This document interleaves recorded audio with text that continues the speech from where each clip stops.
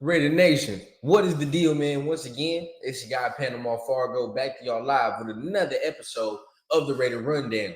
And today, man, we about to go over if Josh McDaniels has lost the locker room. A lot of interesting reports coming out of there. Some from Hondo Carpenter, some from another content creator, and also we seen some reports about Hunter Renfrow. So without further ado, man, we're gonna go ahead, get the intro started, and we're gonna dive right into it.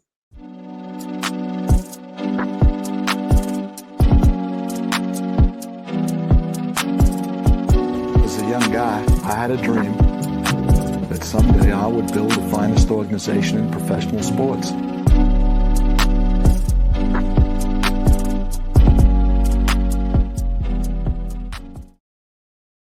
What is the deal, Raider Nation? Once again, it's another episode of the Raider Rundown. Make sure y'all tapping on that like and the subscribe button. And please, if you can, please hit on that little notification bell so you get updated whenever I drop episodes like this one right here. But like I was saying, man, we got to go over if Josh McDaniels has lost the locker room. Now, I know a lot of us as fans have lost faith in Josh McDaniels, but has the players and has the management, the people who are in the building, have they lost confidence in Josh McDaniels? We're going to go over it. So all this started right because there was a content creator, Mitchell Renz, here on YouTube who came out with his own video about how the Raiders have lost faith. And there were a couple interesting quotes in there. One in particular that got picked up a lot that was saying, now time for us to go watch film and hear the coaches blame us for the loss. Now, this is an anonymous player that hit up Mitchell. Of course, they're going to remain anonymous because that's probably not the feeling in the entire locker room now. But when you start to hear those whispers, those chatters, that's what happens when you're losing. Now, to me, right, although I kind of have lost my faith in Josh McDaniels, I don't believe that the team has quit just yet, right? And these are my reasons. One, although we did see the Raiders look defeated, they have looked, lethargic this last past game against the Chicago Bears. It is one game. Throughout the entirety of the season, there have been multiple times where the Raiders players could have packed it in on Josh McDaniels. Throughout this season, it's already been a tough one in its short span. And now we're looking, this was the first game realistically that we saw that the team didn't really look prepared or at least didn't look motivated to play. Okay, the Chicago game was the one outlier. Although there's been a lot of hardships in the season, I will say one thing throughout the entirety of the season, the team has always looked to have the fight, right? Even we've been down a lot of times in these games, and the team has clawed their way back. So that's, one little thing for this team that has continued as a trend. And, we're still seeing that. So this one game, one was an outlier. Okay, that's one. And at the same time, it's one loss that you had coming off of a win. You would expect the team not to quit on a coach coming off of a win, right? So that's the one. Next thing that leads me to believe that they haven't entirely quit on Josh McDaniels yet is because, if you're on this channel, I listen to Hondo Carpenter. Okay, that's a guy that I, if I really want some insider news, that's one of the guys that I do like that are beat reporters. That's just my personal preference. Don't have to be yours. But, look at him and, he had players texting him as well. And now keep this in mind, beat reporters sometimes have the pulse, sometimes they don't. I feel like when you're talking about content creators and their sources, sometimes it might be a little more reliable because players or whoever are more comfortable sharing certain things to content creators than they are beat reporters. Don't know why, but that's just my feeling on it. But talking, with Hondo Carpenter, or not talking, but listening to Hondo Carpenter, he talked to a couple players, and the players, although frustrated they are, fully frustrated, it doesn't get the sense that they have fully quit on Josh McDaniels. Okay, now, there are multiple players that say we have too much talent to go 3-4, which of course we all know that. But the sense out of the locker room is not a sense of saying, okay, well, we don't believe in the philosophy anymore, and this guy is just trying to talk on deaf ears. So Hondo Carpenter believes that the the captains of the team are still behind Josh McDaniels to a degree. All right, now they're questioning some decisions he has made? Are they questioning certain things that he's doing? Of course, and that's going to come with the territory when you're losing. Because when you're losing, the whispers and the chatters and everything starts to get a little louder, okay? And the seat starts to grow warmer. Now, I know a lot of people with the blue checks, and I know a lot of reporters have wrote that they don't believe Josh McDaniels' job is in jeopardy as of right now. But I'm here to say, if we come out here on Monday night and get embarrassed, okay, and the season starts to take a downhill slide, at that point, Mark Davis is going to have a real tough look in the mirror, especially if the season starts taking a downhill slide and, you start losing the teams that you would on paper beat. And we know this team is notorious for doing that. Okay, now, of course, it would be the most Raider way to come out here on Monday night, look good and win. But then but what's after that? What's next? Okay, when you talk about the Raiders, of course, they're always up for a big game, but what's next? Okay, is this team going to mature and not only win the games like Monday, but win games like at New York, Giants and Jets, right? Either way, are they going to be able to win games like that? That's the question mark. But as of right now, the team is still behind Josh McDaniels, and they still want to see where it goes. Now, he has to start winning for his legacy, all right? Because if you've ever been part of any sports team, regardless of it, if you're winning, it covers a lot of shit. And it quiets a lot of murmurs, okay? Now, there's always a couple guys who, one, may feel like that the coach ain't making the best decision, whether it's not playing a certain player.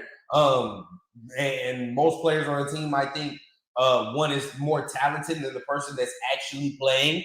All right, maybe that. Difference of opinion over playing time, maybe usage. Certain players don't like their usage, under Renfrow, and things of this nature. When you're losing, all that comes to the forefront. Okay, now everybody that's might have a little opinion here, whether it be staff or player. That starts the chirping gets louder, the seat gets warmer because you're not winning to cover these things up, right? Your philosophy has holes in it; it's being questioned, and that's where we're at right now. His philosophy, his way of teaching, the way he does things as a coach is being questioned by the people inside the buildings. It is not yet being questioned by the captains and the leaders of the team. That's what I feel. It's not yet being questioned by those people yet. Okay, there's frustration for sure, just like on our end. But the main leader of the people, the main leader of the team in the locker room, those leaders have not fully quit on Josh McDaniels. Now they're questioning, but not fully committed.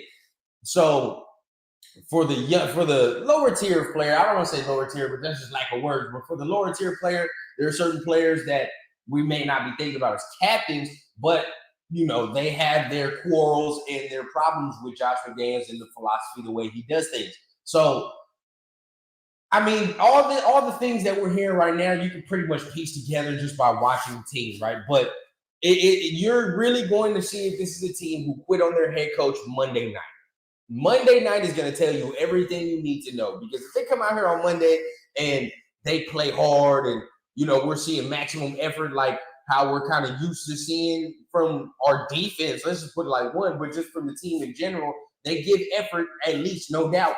If we're seeing that, then that's a team that has not quit on their head coach. But if we witness the same type of performance as Chicago, people lackadaisical to the ball on the defensive side of the ball, just looking lethargic all the way around. If we see that, we pretty much know what time it is with the team, and then that means they probably have tuned Josh McDaniels' voice out, okay? And at that point, when a player tunes out a coach, it's never a good thing.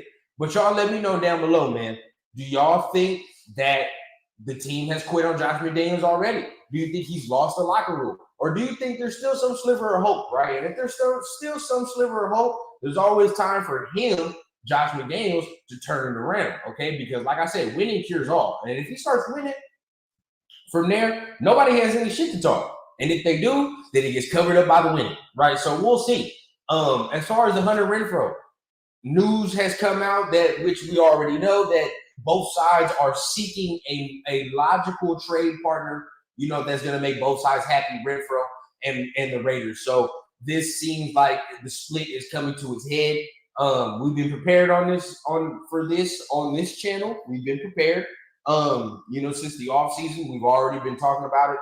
Teams that he can go to, just off the top of my head right now, Washington, Commanders might be a team. Philly might be a team.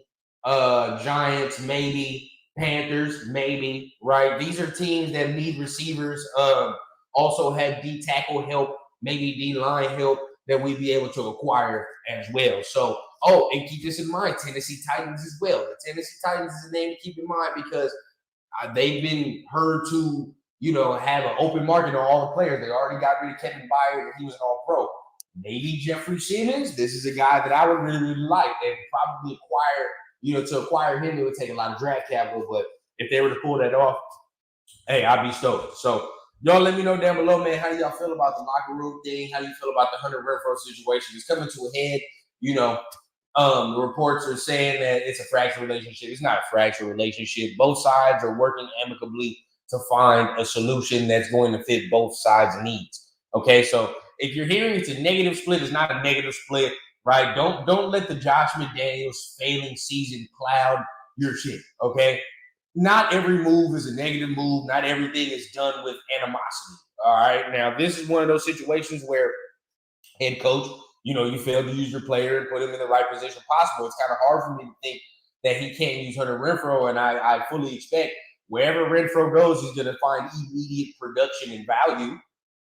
I do think that, especially if he goes to a good team, like the Eagles or somebody that's ready to compete now, he's going to find immediate value. So, hopefully he goes somewhere where he can be used and utilized. Never have I said he's not a good player. I just think he just needs to be utilized better. And hopefully he goes somewhere where he can do that, and hopefully we get good compensation back where we can either parlay that for a player or, you get good draft compensation, maybe a fifth rounder. Hopefully, if you get a fourth, I'll be stoked. But fifth, sixth rounder, something like that, and then we'll parlay that into some type of trade compensation. So we'll see. Y'all let me know down below how y'all feel about everything I said. Remember, tap on the like, tap on the subscribe button, hit on the little notification bell so you get updated and all that when I do drop episodes like this one right here. Tomorrow is Thursday, so your boy got to go live. Tomorrow night we're gonna maybe look at some film, have some guests in the building, right? Preview the game against the Detroit Lions and see what we got going on. So make sure you guys tune in for the live tomorrow, 7 o'clock Pacific time, 10 o'clock Eastern. All right, and make sure y'all tune in for that. Other than that, man, that's all I got for y'all. So make sure y'all are tapping on them buttons, and y'all know I keep it authentic from the clouds to the ground on the Radio Rundown. I need a bad bitch with an accent, serving in peace, still taxing. Just got tapped for the young cash app, moonwalking like a young Mike Jackson. Yeah, shots to the head, ride clean and still fuck feds. Realest nigga and it's on my kids, so who the fuck gon' wanna test me, bitch?